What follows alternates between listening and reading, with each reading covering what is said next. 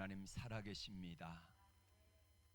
살아계신 하나님은 우리의 가정과 자녀들이 건강해지기를 원하십니다. 그리고 우리 자녀들이 예쁘게 세워지기를 원하시는 겁니다. 우리 부모들이 자녀들에게 원하는 것은 딱 한 가지지요. 자녀들이 건강하고 잘 되어지는 겁니다. 근데 여기서 우리가 잘 되어지는 게 과연 뭘까 하는 것을 바로 정립하지 못하면은 누군가가 이야기했던 것처럼 우리 자녀들을 영리한 마귀 자식으로 만들어 버리고 말아요. 그래서 하나님 앞에 오늘 주신 말씀을 통해서 어떻게 하나님 앞에 나가고 우리 자녀들을 섬기고 기도하고 나가야 할 것인가를 깨닫는 시간 되기를 원합니다. 구세군 창설자 부드라고 하는 이분은 이렇게 이야기를 했습니다. 부모 여러분, 빨리 손을 쓰십시오. 마귀가 여러분을 자녀들을 죄로 인도하기 전에 그들에게 하나님을 가르치십시오. 마귀가 우리 자녀들의 가슴에 불신을 가르치기 전에 자녀들의 가슴에 믿음을 심어주세요 라고 이야기를 했습니다. 맞아요. 마귀가 우리 자녀들에게 불신을 가져다주고 죄를 가져다주기 전에 먼저 부모인 우리들이 가장 가까운 스승인 부모들이 그리고 교사들이 가장 가까이에서 우리 아이들을 하나님 말씀으로 바로 인도할 때에 그 자녀들을 하나님이 마음껏 축복해 주시는 줄로 믿습니다.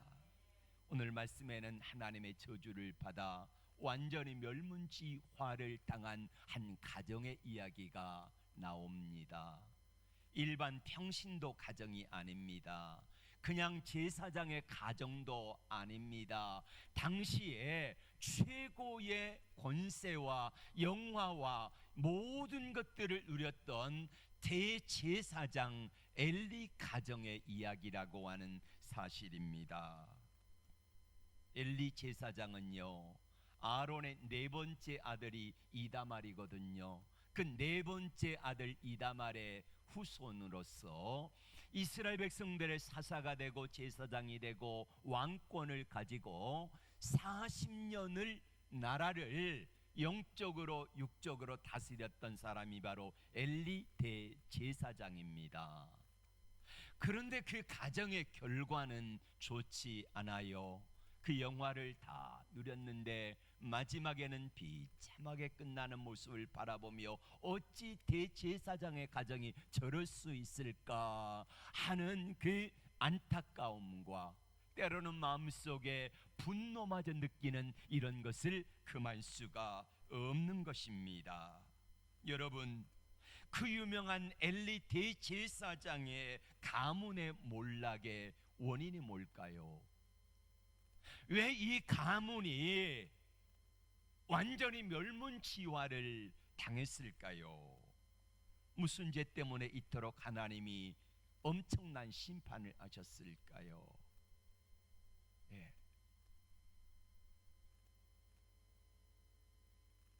몇 가지 죄 때문인데 첫 번째로는 여호와의 제사를 멸시했다고 합니다. 오늘 17절에서 이 소년들의 죄가 여호와 앞에 심히 금은 그들이 여호와의 제사를 멸시하였음이더라. 소년들이라고 나오는데 그냥 우리가 말하는 청소년이 아닙니다. 이때 엘리 대제사장의 나이가 98세거든요. 그러면 두 아들 나이가 몇 살이겠습니까? 50이 넘은 나이예요.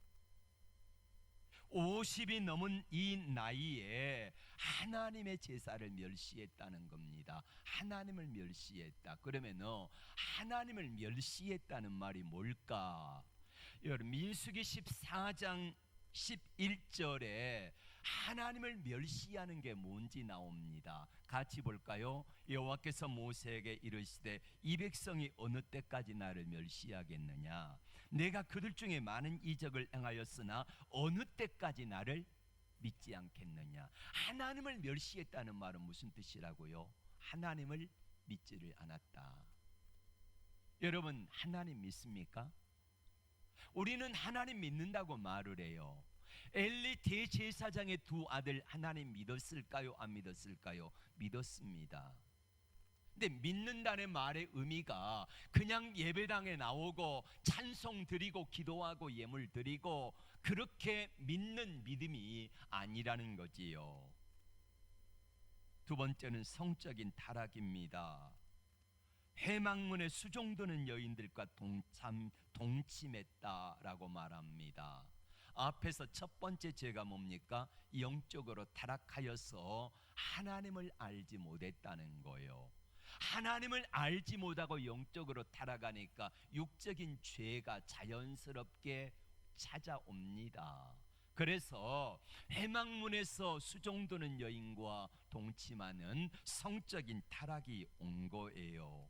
여러분, 오늘 우리가 잊어 안 되는 것은요, 내가 예배에 소홀히 하게 되고 내가 하나님에 대해서 소홀히 하게 되면은 죄가 나를 찾아옵니다. 마귀가 나를 찾아와요. 자연스럽게 찾아와 가지고 친구하자고 합니다. 그러면은 그게 친구가 아니라 적인지를 모르고 거기에 타협하면서 함께 휩쓸려 가게 되어 있다는 거예요. 이거는요, 어느 누구도 다 부정할 수 없는 진리입니다. 여러분, 성경의 가장 위대한 사람을 꼽으라고 하면은 다윗 왕을 꼽잖아요. 다윗이 어떡합니까? 다윗이 무너지잖아요. 다윗도 무너지고 영적인 최고의 지도자라고 한 모세잖아요. 모세도 쿠스 여인 앞에 무너집니다. 또 누구도 무너져요. 솔로몬도 무너지잖아요. 그렇다고 하면은 다윗도 무너지고 모세도 무너지고 솔로몬도 무너졌다고 하면은 여러분의 남편들 100%입니다. 99%도 아니에요. 100% 무너질 수 있다는 거예요. 하나님 앞에서 영적으로 무너지면 나머지는 자동적으로 무너질 수 있다는 사실을 우리는 경각심을 가지고 살아야 된다는 거예요. 예. 세 번째는 아버지 엘리 대제사장의 말을 듣지 않았다는 겁니다. 아버지가 말을 했는데요, 들어먹지를 않아요. 왜 그래요? 첫 번째 제가 뭐라 그랬습니까? 영적으로 하나님과 관계가 멀어지고 떨어지니까 두 번째로는 육적으로 타락하고, 육적으로 타락하니까 어떻게 해요? 아버지 말씀이 들리지 않아요. 하나님 말씀이 들리지 않아요. 하나님의 기준이 되지 않아요. 그렇게 살다 보니까 그 죄로 인하여서 삶이 무너지고 말더라, 이것입니다. 아버지 엘리 대제사장의 자녀 교육이 실패한 이유가 뭡니까? 첫 번째 죄 때문입니다. 하나님과 관계에 실패했기 때문이에요. 그러니까 자연스럽게 육적인 타락이 오고 아버지 말씀이 들리지 않고 하나님 말씀이 들리지 아니에요. 하나님이요, 내게 무슨 상관이 있습니까? 그분이 내게 무슨 상관이 있어요? 그분이 내 삶에 무슨 상관이 있느냐, 이렇게 나오더라, 이것입니다. 두 아들 홈리와 비느하스가 어떡합니까? 마음이 경직되어 굳었다는 거예요. 성경 말씀으로 말하면은 양심이 화인 맞은 거예요. 우리의 양심이 화인 맞았다는 말은 사단 마귀가 그 마음을 빼앗아가 버렸다는 거예요. 마귀의 불화살을 맞아가지고, 불도장을 맞아가지고 이제 더 이상 하나님의 말씀이 들리지 않는 그런 사람이 돼버리고 말았다는 거예요. 자, 여러분, 그러면 왜 이런 일이 일어났을까요? 앞에서 말한 세 가지 죄가 나오는데 엘리 대제사장의 아들들이 왜 이런 일이 일어났을까? 여러분, 이 세 가지 죄는요, 눈에 보이는 죄의 열매입니다. 죄의 열매가 그렇게 나타났고, 그러면 죄의 뿌리가 있을 것 아니겠습니까? 그 죄의 뿌리의 원인이 뭔가를 우리는 살펴보아야 합니다. 첫 번째 뿌리가 뭐냐면은 하나님에 대한 무지입니다. 오늘 12절의 말씀 보세요. 다 같이 엘리의 아들들은 행실이 나빠 여호와를 알지 못하였더라. 아까 말씀드린 대로 엘리의 아들들이 나이가 50이 넘었다 그러잖아요. 여러분 50년 동안 믿음의 가문에서 태어났고, 여러분 그냥 믿음의 1대 2대 3대가 아니라 믿음의 수십 대를 이어나온 거예요. 아론으로부터 시작해가지고 아론의 넷째 아들 이다말이라 그랬잖아요. 이다말을 통해서 계속해서 수십 년 동안 수백 년 동안 그 가문의 제사장의 대를 이어왔으니까 몇 대죠? 몇 대 목사입니까? 몇 대 목사? 수십 대 목사가 이어져 온 거예요. 네. 그런데 하나님을 알지 못했다는 거예요.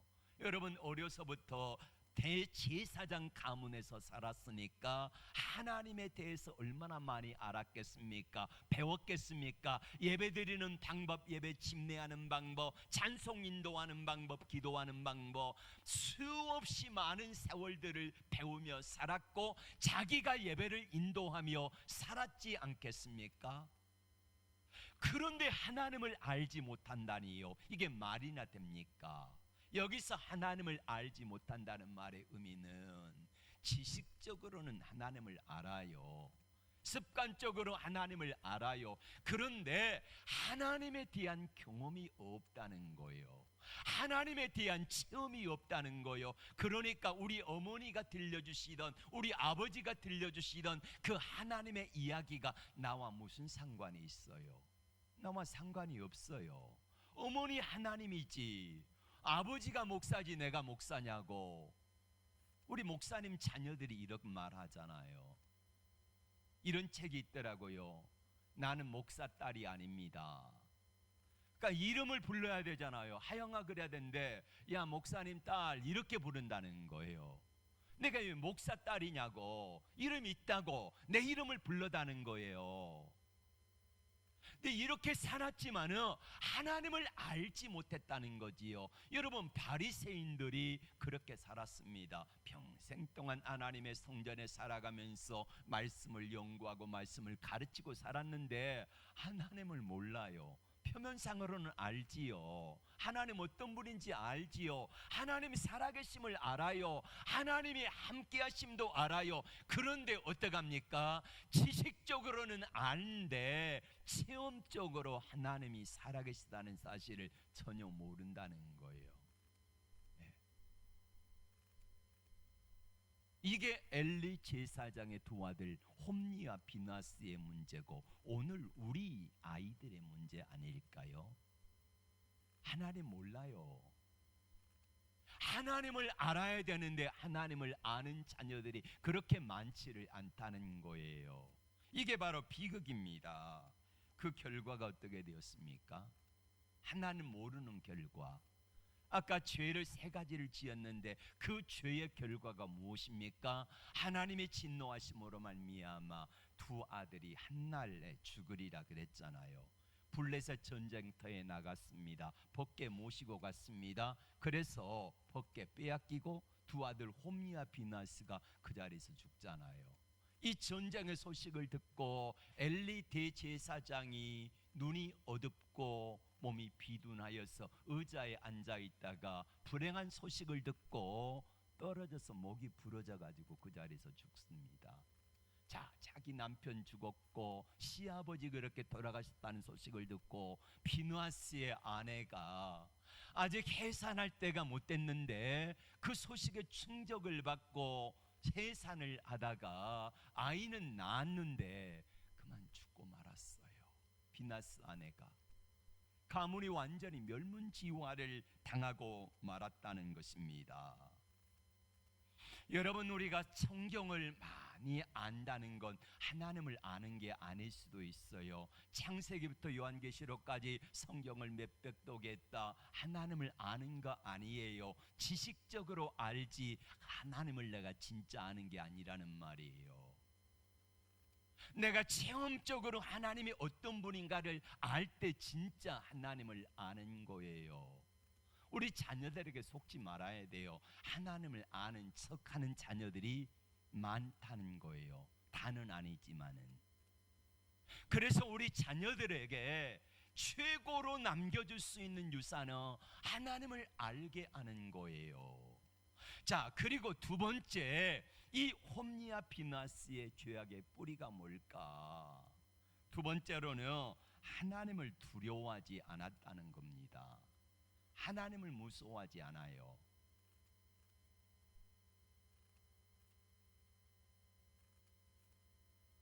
오늘 12절에서 엘리 아들들은 불량자라 여호와를 알지 못하더라 그랬습니다. 하나님 몰랐어요. 불량자래요. 불량자. 옛날 개역 성경에서는 불량자라, 불량품이라는 거예요. 하나님 보시기에 불량품이라는 거예요. 예. 그래서 하나님을 알지 못했다는 거지요. 예. 여러분, 그러면은 어떻게 해야지 엘리의 두 아들들처럼 되지 않을 수 있을까요? 우리 자녀들을 어떻게 하면은 우리 자녀들이 행복하고 우리 자녀들이 축복받는 삶을 살아갈 수 있을까요? 어떻게 해야 돼요? 하나님을 모르는 우리 자녀들에게 하나님을 알게 해야 되지 않겠습니까? 예. 하나님을 안다는 거. 오늘 12절에 엘리 아들들은 행실이 나빠 여호와를 알지 못했더라. 알지 못하더라라는 말은 야다라고 하는 단어입니다. 히브리어. 그러니까 하나님을 알지 못했다. 하나님을 안되, 야다라는 말은 체험적으로 아는 겁니다. 체험적으로 안다. 최고로 하나님을 야다했던 인물을 꼽으라고 하면은 우리는 주저없이 다윗을 꼽을 수가 있습니다. 다윗은 하나님을 늘 야다로 알았어요. 체험하여 알았다는 거요. 다윗은 이렇게 하나님을 고백하잖아요. 여호와는 나의 목자시니 내가 부족함이 없으리로다. 그가 나를 푸른 초장과 쉴만한 물가로 인도하시고 또 사망의 음침한 골짜기에서도 나를 지키시는 하나님, 그래서 내 잔이 넘치게 하시는 하나님, 그 하나님이 어디서 나옵니까? 그냥 평범한 삶에서 나오는 게 아니라 정말로 힘들고 어려운 과정 속에서 하나님이 나의 목자가 되시니까 내가 진짜로 부족함이 없습니다 라는 고백을 하게 되잖아요. 체험적인 고백입니다. 하나님을 야다해서 이런 고백들이 나온다는 거지요. 맞습니다. 이사야 43장 2절의 말씀을 같이 볼까요? 내가 물 가운데로 지날 때에 내가 함께할 것이라. 강을 건널 때에 물이 너를 침몰하지 못할 것이며 내가 불 가운데로 지날 때에 타지도 아니할 것이요 불꽃이 너를 사르지도 못하리니. 저는 이 말씀을 읽을 때 참 가슴이 아파요. 왜냐? 우리 아이들에게 물 가운데로 지날 때에, 불 가운데로 지날 때에 하나님이 함께 하신 것을 경험하게 해야 되는데, 우리 자녀들이 물 가운데를 지나봤습니까? 불 가운데를 지나봤습니까? 경험이 없어요. 부모가 뭐라고 합니까? 내가 다 해줄게. 내가 물 가운데로 지난 건 내가 할게. 불 가운데로 지날 때는 엄마가 다 해줄게. 너는 공부만 해. 이러잖아요. 우리 자녀들이 스스로 물 가운데도 지나보고 불 가운데도 지나보고 그리할 때에 하나님께 기도하면서 하나님이 물 가운데로 지날 때에 함께 하시더라, 하나님이 불 가운데로 지날 때에 정말로 함께 해주시더라, 이 고백을 할 수 있어야지 그 하나님이 내 하나님이 되잖아요. 그런데 우리 자녀들에게 야, 너는 공부만 하고 너는 걱정하지 말고 내가 물 가운데로 불 가운데로 다 지나갈게 하면서 부모가 다 해주니까 하나님을 야다할 기회가 없는 거예요. 하나님을 야다할 기회를 여러분들이 뺏어버리는 거예요. 여러분, 나쁜 부모가 되는 거, 나쁜 부모가. 좋은 부모가 아니라는 거예요. 아이들이 자랄 때에 감기도 알아보고 홍역도 알아보고 여러 가지 어려운 문제도 다 경험해보고 그리할 때 건강하게 자라잖아요.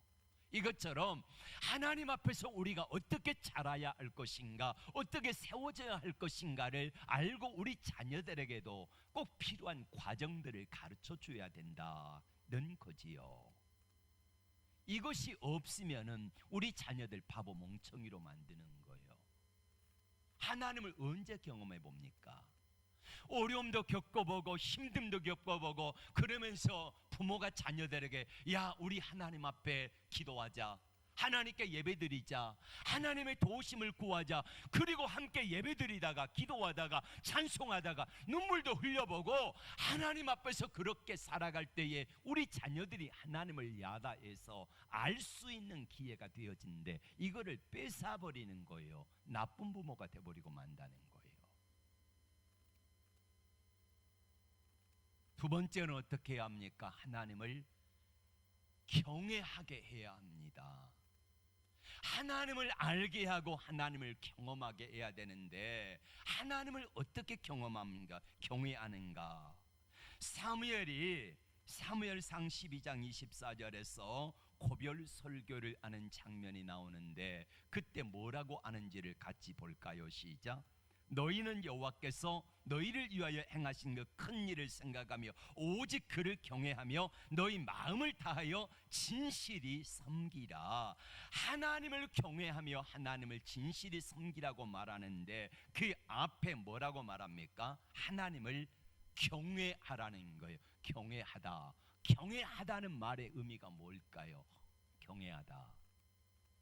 너무 하나님의 크심과 전능하심 앞에 두렵고 떨림으로 서는 거예요. 여러분 아마 직장 면접 갔을 때에 다 해보셨을 거예요. 직장 면접 갔는데 면접관들 앞에서 어떡합니까? 두렵고 떨리잖아요. 내 직장 취직되느냐 안 되느냐가 누구 손에 달려 있어요? 저분들 손에 달려 있기 때문에 그 앞에 서면은요 괜히 막 가슴이 콩당콩당 하면서 두렵고 떨려요. 이것처럼 하나님 앞에 설 때에 하나님을 경외한다는 말은 뭐예요? 너무나 전능하신 하나님, 크신 하나님, 나의 모든 것들을 다 보시는 하나님 앞에서 두렵고 떨림으로 서라는 거예요. 역대하 16장 9절에는 이렇게 말씀합니다. 여호와의 눈은 온 땅을 두루 감찰하사 자기에게 전심으로 향하는 자에게 은혜를 베푸시나니. 하나님이 사람을 찾으세요. 어떤 사람을 찾으세요? 전심으로 자기를 향하는 자를 하나님이 보시고 그에게 은혜를 베푸신다는 거예요. 할렐루야. 예.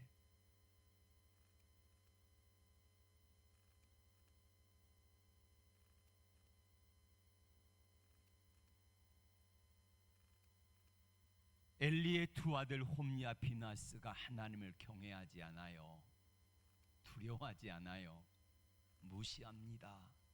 하나님을 알아요. 하나님을 알지 못합니다.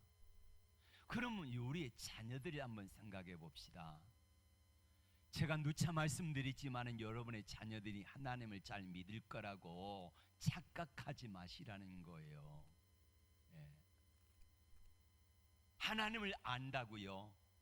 물어보세요. 하나님을 아는가? 지식적으로 들어서 하나님을 알지요. 예수 믿어야 천국 간다는 것도 알아요. 여러분 엘리의 두 아들들이 지금으로 말하면은 목사잖아요. 목사, 총회장이에요. 총회장. 예. 근데 그 일을 감당하는 사람이 하나님을 모른다니까요. 하나님 두려워하지 않아요. 우리 자녀들이 그럴 수 있다는 거예요. 그래서 우리 자녀들의 신앙을 점검해보고 우리는 하나님 앞에서 자녀들을 위한 기도가 많아야 된다는 사실입니다. 여러분, 엘리의 두 아들 홈리와 비나스가 누구에게 배웠을까요? 교사에게 배웠겠지요. 누가 교사입니까? 가장 가까운 누구가 교사예요? 아버지 어머니가 교사잖아요. 아버지가 물론 바빠서 그럴 수 있어요. 그런데 가르칠 건 가르쳐야 되잖아요. 가끔 가다가 아이들하고, 요즘에는 이제 아이들이 다 커가지고 직장 다니고 뿔뿔이 터지니까 함께 식사할 기회가 없어요. 근데 어제도 같이 식사하면서 현우가 그래요. 어릴 때에 아빠가 이런 일을 했다는 거예요. 온유도 가끔 그 일을 이야기해요. 아빠가 나를 많이 때렸다는 거예요. 근데 그때는 야, 내가 미안하다. 그때는 잘 몰라서 그랬다. 근데 그때는 아빠 엄마가 너희들에게 이렇게 잘못하면 때리고 심부름도 시키고 이렇게 하는 것이 지극히 정상적인 일이었다. 그러나 그때 너희 마음이 서운했다면 아빠가 미안하다. 이렇게 제가 자주 이야기를 해요. 근데 엘리 대제사장 때의 아버지 권위는요 최고였거든요. 그런데 그 아버지가 제대로 가르치지를 않았다는 거예요. 그러니까 이런 문제가 생기지 않겠습니까? 오늘 사무엘상 2장 29절의 말씀을 볼까요? 너희는 어찌하여 내가 내 초소에서 명령한 내 재물과 예물을 밟으며 내 아들들을 나보다 더 소중히 여겨 내 백성 이스라엘 드리는 가장 좋은 곳으로 너희를 살찌게 하느냐. 엘리 대제사장의 문제라는 거예요.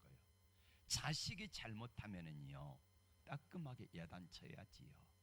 잘못된 것을 바로 잡아줘야 되지요.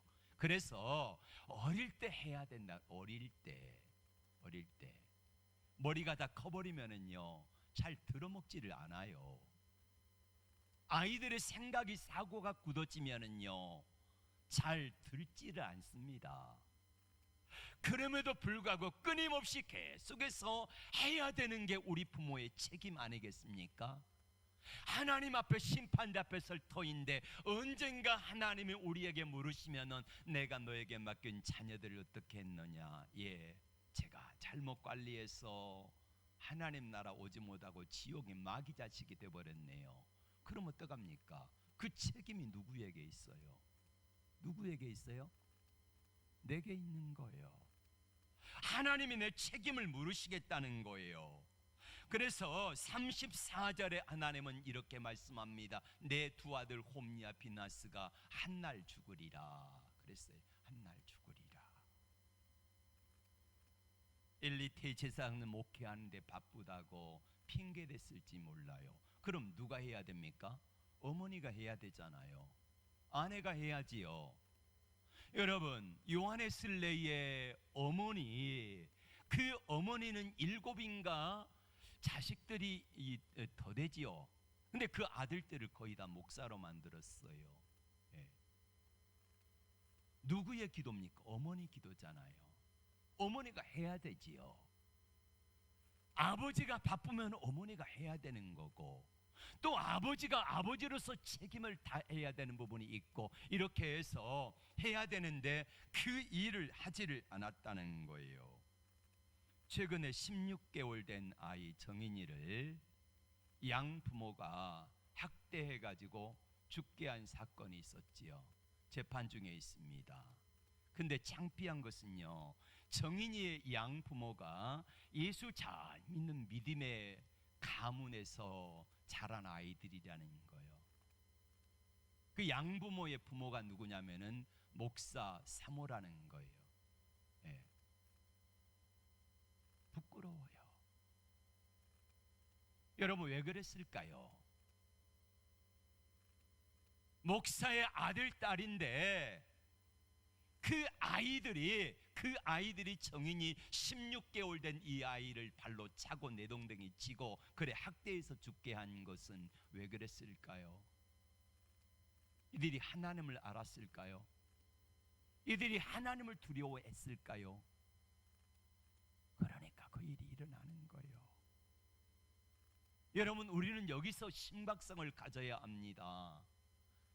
평생을 아버지 어머니 밑에서 하나님이 누구신지를 배우고 자란 엘리의 두 아들들이 그랬고, 정인의 양부모가 목사의 가정에서 자란 두 아이들이 똑같이 이 짓을 저질렀다고 하면은 우리 자녀들도 그럴 수 있다는 사실을 알아야 된다는 거예요. 예.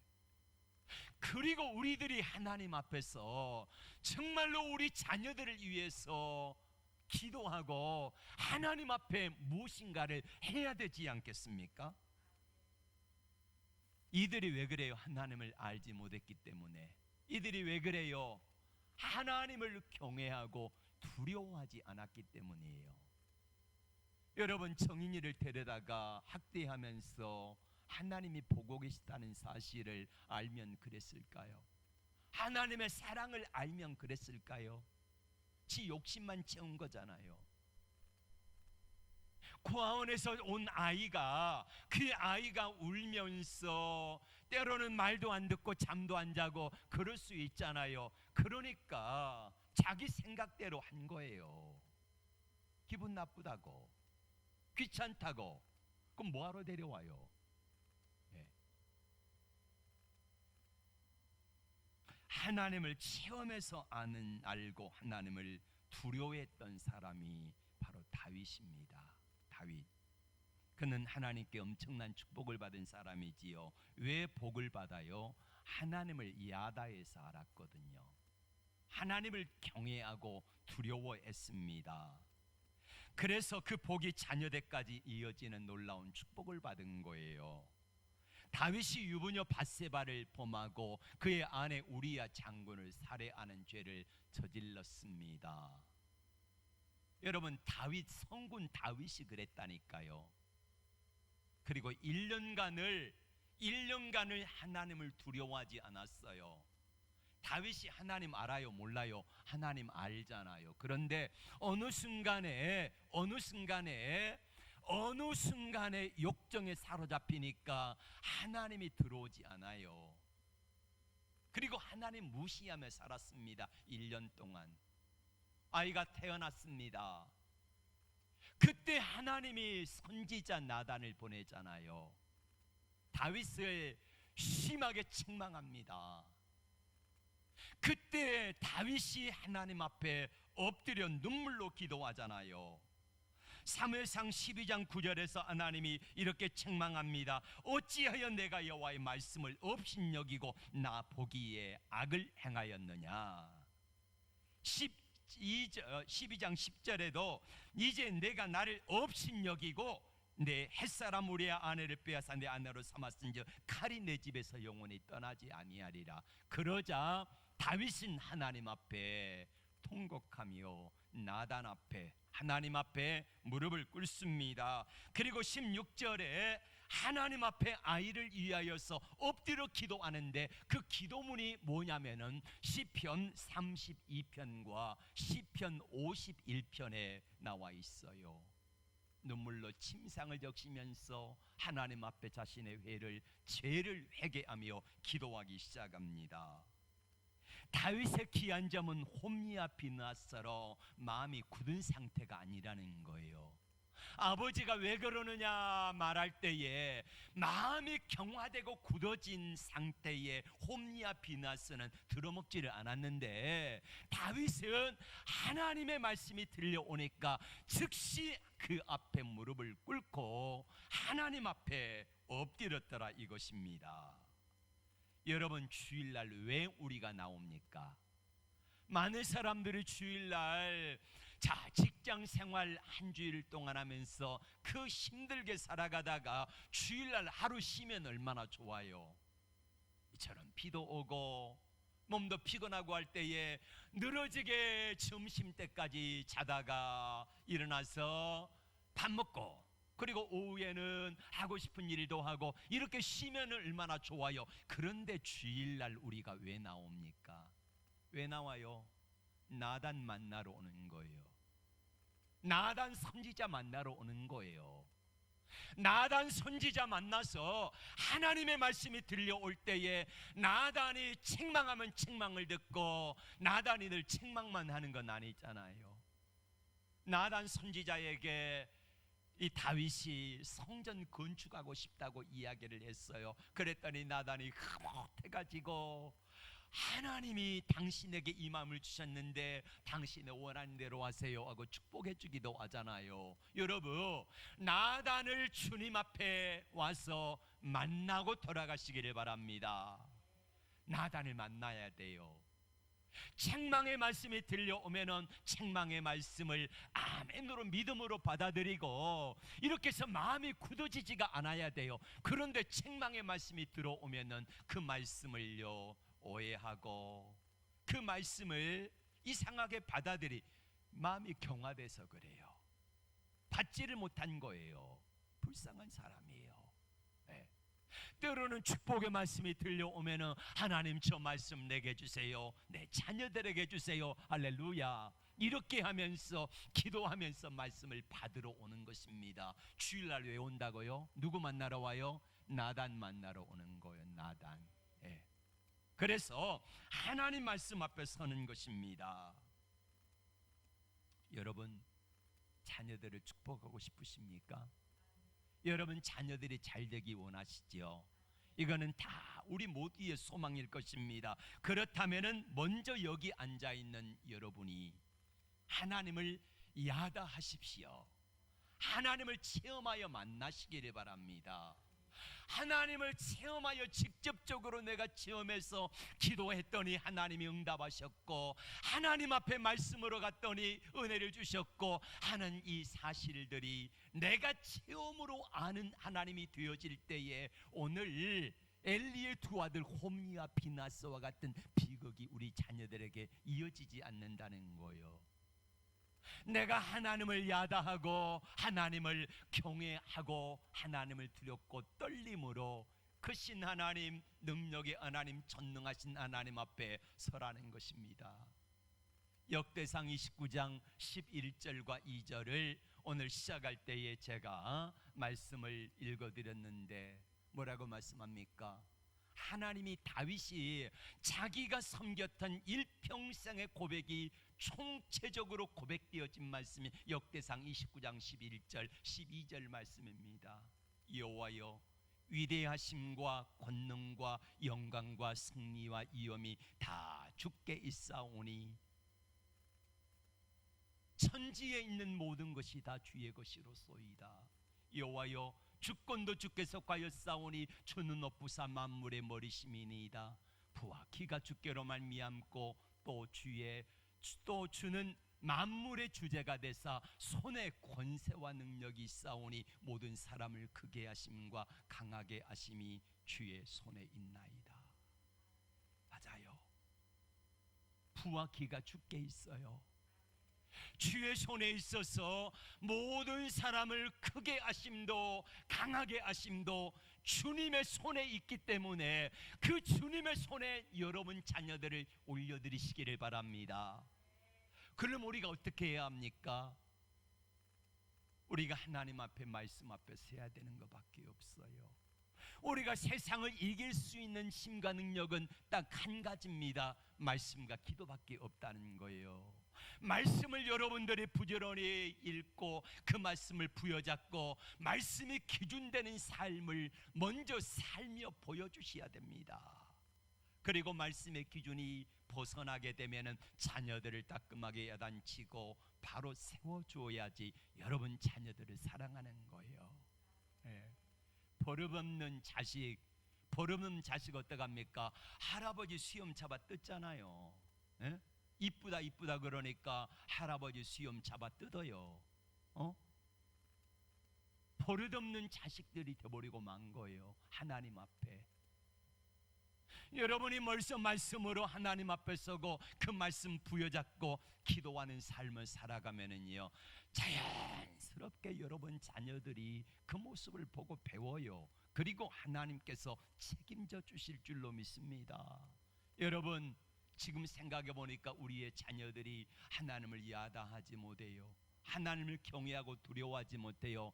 그래도 괜찮습니다. 지금이라도 하나님 앞에 바로 세워서 끊임없이 여러분들의 말씀과 기도로 서고 하나님 앞에 여러분 자녀들을 축복하면 하나님께서 뭐라고 말씀하십니까? 망나니 같았던 아들, 집 나간 탕자, 성병으로 인하여서 죽어갈 수밖에 없는 어거스틴이 그 탕자가 어떻게 살아납니까? 어머니 모니카의 기도로 살아나잖아요. 암브로시우스 감독이 이렇게 말합니다. 자매여, 기도로 키운 자식 결코 망하는 법 없습니다. 맞아요. 기도로 키운 자식, 설령 지금은 아니더라도 하나님 앞에 끊임없이 말씀과 기도로 나가면은 하나님께서 여러분의 자녀들을 바로 세워서 축복의 사람으로 만들어 주실 것을 믿습니다.